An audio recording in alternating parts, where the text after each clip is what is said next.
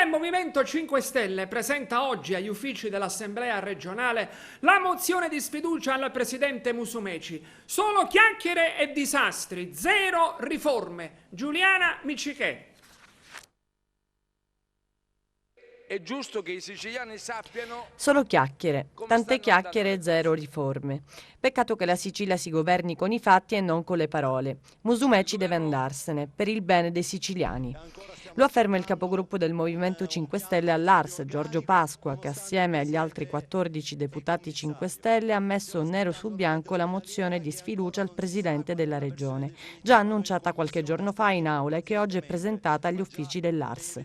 Dalla catastrofica gestione della cassa integrazione in deroga, al disastro del settore rifiuti, dalla mancata redazione dei piani di rientro del disavanzo, alla scriteriata gestione dei fondi europei, a quella altrettanto fallimentare delle partecipate.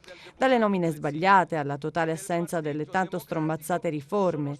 L'azione dell'esecutivo Musumeci, secondo i parlamentari 5 Stelle, è stata un rosario di fallimenti.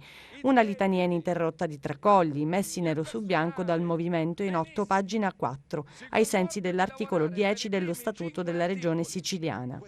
In aula, afferma Pasqua, Musumeci la scorsa settimana ha fatto una sorta di autocelebrazione del nulla. Peccato che la Sicilia che ha tratteggiato non esista nella realtà e basta soltanto guardarsi attorno per potersene rendere conto.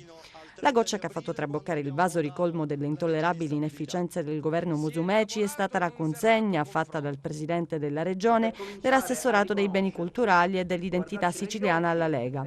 Un partito, affermano i deputati 5 Stelle, che da sempre mortifica ed oltraggia il popolo siciliano.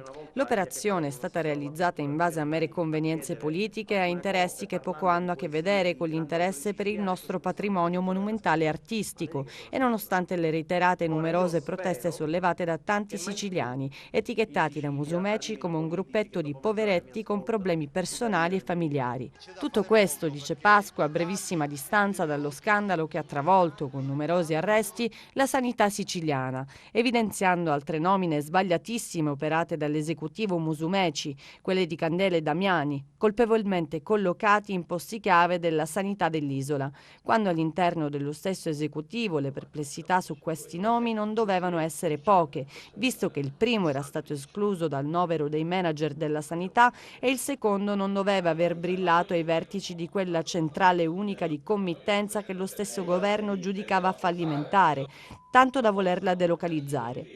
Anche volendoci sforzare, dicono i deputati del Movimento 5 Stelle, sottoscrittori della mozione, al giro di boa della legislatura non troviamo veramente nulla di buono tra le cose realizzate, né c'è traccia delle riforme tanto strombazzate da Musumeci in campagna elettorale. In compenso sono tantissime le enormi criticità evidenziate dall'azione e dall'inazione del governo, delle quali, per praticità, abbiamo elencato solo le più importanti ed evidenti. Si va in aula per rendere concreto.